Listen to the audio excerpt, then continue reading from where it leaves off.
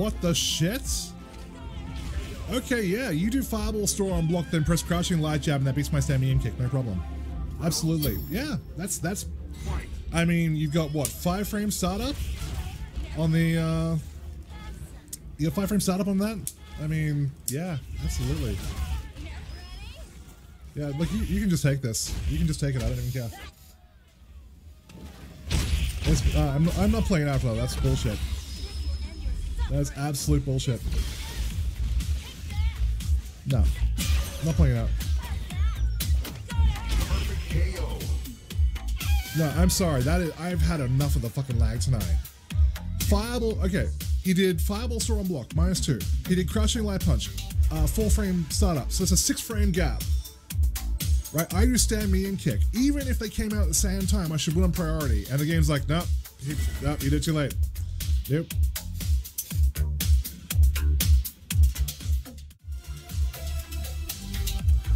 Fuck that.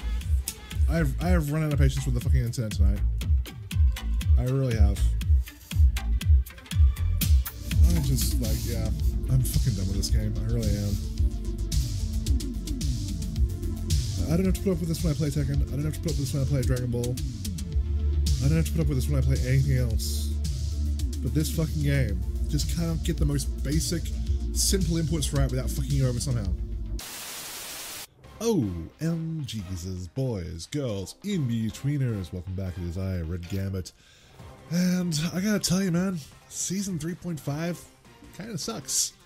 And that's what we're here to talk about today on the Mixup show. This is a little bit of a combination. This is a little bit of a real talk because I've got some personal feelings that I want to express, but I also want to talk about Season 3.5 and why I feel like out of all the seasons for this game, it's really hurting my enjoyment more than anything else. Now, this affair is a little bit more serious than the video that I posted a few weeks ago regarding my wish list for Season 4. That was a little bit of a comedy thing, because I know people like those salty style videos, but here we're going to talk about the serious stuff. So let's get into that, because I don't think that Season 3.5 is in a good place right now, and I'm going to count down all the reasons why. It's pretty much straight ahead. So let's talk about balance of the game, because I am basically what I like to think of the biggest Capcom apologist pretty much ever, because I love Capcom games. I've always loved Capcom games, and I've defended a lot of games that really, in some cases like Street Fighter Cross Tekken, didn't really deserve to be defended. I mean, when the fiasco happened for the On-Disc DLC, I was the first person there saying like, well, everyone does this, why are we crucifying Capcom? I thought it was I really enjoyed it. I thought it was a great game, but there's been cases like that. I'm not going to count them all off, but you guys know, I've always, even with Street Fighter V, in Season 1, Season 2, I made a lot of excuses for the game, and unfortunately, my patience has kind of run out at this point. Because this is confession time, and I kind of mentioned it before, but I'm not enjoying Street Fighter anymore. And I know a lot of you are going to be very disappointed to hear that, and I would really love it to not be the case. I would love to be able to come to you guys and say, I'm really enjoying Street Fighter these days. It's the fucking best. We get to play some jury, we get to go in there, we get to wreck some shit, we get to have some good games, we get to have some salty games. It's great, but unfortunately, that's just not the case for me anymore. And there's a lot of reasons for that, and the biggest one I feel right now is balance, because we're 3 seasons in, right? We're 3 years in a Street Fighter V. And while this game is definitely better, it's in a better place than it was in Season 1, absolutely, hands down, no question, it is still grossly unbalanced. And the worst offenders, now you're going to be surprised by this, are Cammy, Akuma, Guile, Manat, Bison, and maybe G. We don't know about G yet, it's still a little bit early days for him, but he can definitely pump out some ridiculous amounts of damage. Now, rather than go into a list of grievances about why I think each of these characters have particular issues that make them really top tier, I could do that, but everyone's done that. That's pretty simple. I want to talk about more on a global scale of why these characters, and some of those, you know, top 10 sort of characters, are where they are and what makes them so damn good compared to the rest of the cast, and potentially why Capcom just really refuses to address those problems that are making them so damn good. Now, the first and most obvious reason for that is plus frames. All these characters I've listed for the top 5 share a common trait. That being that they have several or more moves that are positive on block. Now, if you don't know why it's so important, Street Fighter V is a game that's designed around rewarding aggression. It's a game which really rewards the person who's going in and doing the damage, going in, taking the risks, things like that. There's a lot of reasons for this. I think that's probably to avoid the very slow, measured playstyle that people adopted for Street Fighter 4, and really try to get away from the timeout issues that plague Street Fighter Cross Tekken.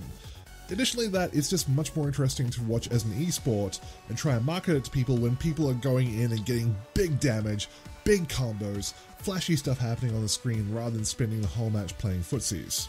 Additionally, that plus frames are really one of the most powerful tools that any character can possess. And that's because they mean that you don't have to give up your turn when you're going on the offense. You can just continue on as you would love to, as you want to, any way that you really can, because you've got those plus frames behind you. They are there to give you the advantage that you need to keep pressing buttons. Now, each of the characters I listed in the top 5 have this trait. Akuma and Bison are probably the 2 worst offenders, because everyone has a plethora of moves that are positive on block. Bison actually has over 12 moves that are positive on block, which is, to me, absolutely sickening. Now, there's a lot of reasons given by apologists for these characters, the people who play them and main them and love them, as to why they do have these advantages, and I can appreciate that. If Bison is your main, or Akuma is your main, you probably don't want to be saying that, like, yeah, my character's broken, I sure hope Capcom nerf them, I want them to get weaker. No one's going to be saying that. That's fine, but we have to call a spade a spade. You can look at a character like Bison and say, okay, well, he doesn't have an invincible reversal, he doesn't have a great warp speed, but those aren't reasons enough to justify why he gets this massive advantage in plus frames for so many moves. Now, not just for Bison, but for all characters that I've listed, having so many tools that allow a free offensive pressure really destroys the core concept of neutral that Street Fighter V was built on, which is around taking turns in neutral. The game was initially designed around this concept of your moves have a great deal of pushback on block, and if you continue a string for long enough, then the person is going to be pushed out of range and it's their turn to play. That concept just falls apart when you have a character who has access to so many plus frames, because they're able to continue pressure and continue moving in a lot of cases for free without even spending meter, and will be able to just endlessly pressure you and cause you grief and cause you to remain on the defense. It even destroys core tools like V-Reverse, which are defensive options designed as a get-off-me tool, but if they're hitting you with plus frame buttons, by the time the V-Reverse comes out, they're probably going to be able to block it. Worse still, it leads to some very low-risk, high-reward options for some of these characters. Akuma's crouching heavy punch is a great example of this, where he can fish with this tool in neutral all day. He throws out a crouching heavy punch which is extended in front of him, not above him, which starts up in 10 frames, which is pretty fast for a heavy button. A lot of heavy buttons will tend to be a little bit longer than that for most characters. In addition to that, it's also +3 on block. So that is a huge amount of plus frames for any move to have, let alone one which causes crush counter. But even causing crush counter isn't enough, because that crush counter is a crumble state which very few characters have access to, allowing Akuma to walk in, not even dash, he can just walk in, and get an easy follow-up for very high damage. It's gotten to the point where the situation is so bad where a common joke amongst a lot of players, especially the high-level ones in Street Fighter V, is to just quote-unquote take the throw. Just take the throw. What that means is that when you're dealing with these characters, you're a lot better off just not pressing a button when they're attacking you, because pressing a button is going to result in you getting hit because of all those plus frames. Instead, accept the fact that they're going to try and throw you at some point and just take the damage from the throw instead of a full combo that comes out from the plus frame moves. All the points that I've listed above really lead to situations where you're left at a massive disadvantage on defense after knockdown, because even V-Reverse, as I mentioned, in some cases is not a viable option depending on your character, and taking it through only leads to another knockdown where you're going to be placed in the same guessing game you're just in before. Now, that's not the only big problem this game has right now. Another issue is crush counters. Now, crush counter started out as a mechanic that was designed to reward a player for punishing an unsafe move or for generally making a good read neutral. However, with the emergence of characters who have incredibly strong crush counter follow-ups, like Balrog, who is DLC, like Abigail, who is also DLC, Capcom decided to nerf crush counter damage across the board as a result of players complaining that these were quote-unquote robbery characters, characters that you could play the entire match right, get them down to very little health, they could get a crush counter, pop their V trigger and just go to town, and you would just watch your life bar melt as these characters dished out huge amounts of damage in a single combo.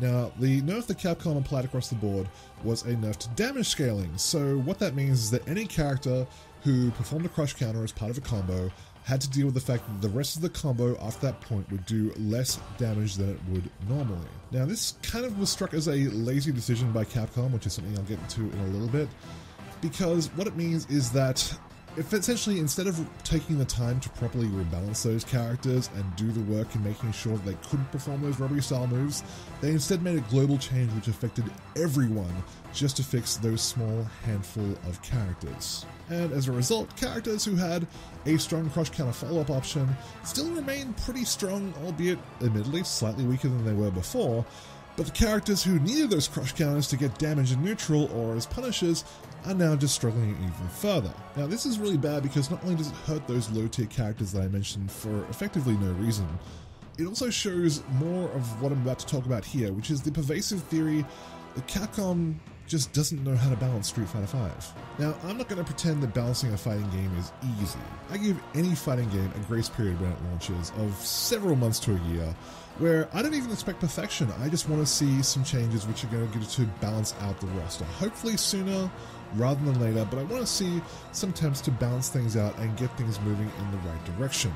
And I do this because I know that a game can't be balanced. There's no amount of testing that a company can do. There's no amount of people, there's no amount of betas that they can release that will really show them how a tier list is going to shake out until it's been in the hands of the public at large and the lab monsters have had a chance of sometimes weeks, sometimes months to really dive into the depths of what a character is capable of. The problem is we are now approaching year number 4 of Street Fighter V, and this game still has a huge disparity between the top tier and the bottom tier. Now, to exemplify this, let's take a look at Cammy. She's a character that was generally considered by the public to be the strongest character in Street Fighter V right now. She's always been strong. But in every single patch the game's received, from start to finish, she's got not only buffs, but entirely new moves or ways to extend combos that she didn't possess before. It's actually gotten to the point where Cammy mains at 3.5 were shocked that somehow their mains were actually still getting stronger, that Cammy was still improving this far into the game. It was even the case that several high-profile Cammy mains publicly stated on their Twitter feeds or in interviews that the buffs were really just unwarranted at this point. Now you can contrast this with a character like, oh, I don't know, Jury. Yeah, you knew it was coming. Who has always been considered to be low tier and one of the worst characters in the game. Now, to be fair, Jury has improved overall from Season 1 in several ways, but sadly those changes have done nothing to combat how much work she still has to do compared to top tier characters to get wins on the board. Now, Season 3 not only gave her what is easily considered to be the worst V-Trigger 2 in the whole game, and you can fight me in the street if you disagree on that, but Season 3.5 actually rolled back some of the buffs she received in Season 3 as if Season 3 had somehow made her too strong, and Season 3.5 needed to correct that. At the same time, the 3.5 patch only gave Cammy, you guessed it, more buffs. Now, there's obviously plenty of other issues that you can point to overall, but if Capcom can't balance a game after 3 years of release, how long do we need to wait for a train that may not actually be coming? And lastly, let's talk about the elephant in the room. Let's talk about the lag, and my favorite topic with Season 3.5. Season 3 saw a patch to the netcode with the Arcade Edition, which made this game visibly worse to play online. Now, while it's never been perfect, Season 2, to me at least, actually felt pretty good to play in most instances. Like I said, wasn't perfect, but I felt like the netcode when the match actually got going was pretty solid for the most part. However, in Season 3 and beyond, issues surrounding delayed or dropped inputs have been a huge area of frustration, not only just for myself, but for a lot of other players I've talked to. The game simply eats inputs in many situations that could be turning points for the match. Forward dashes get read as neutral jumps, EX reversals get stuffed because they came out as normal versions. The list goes on. Now, I've made a video covering how the game handles lag, and I won't go into detail about that. You can certainly Google search it in your own time.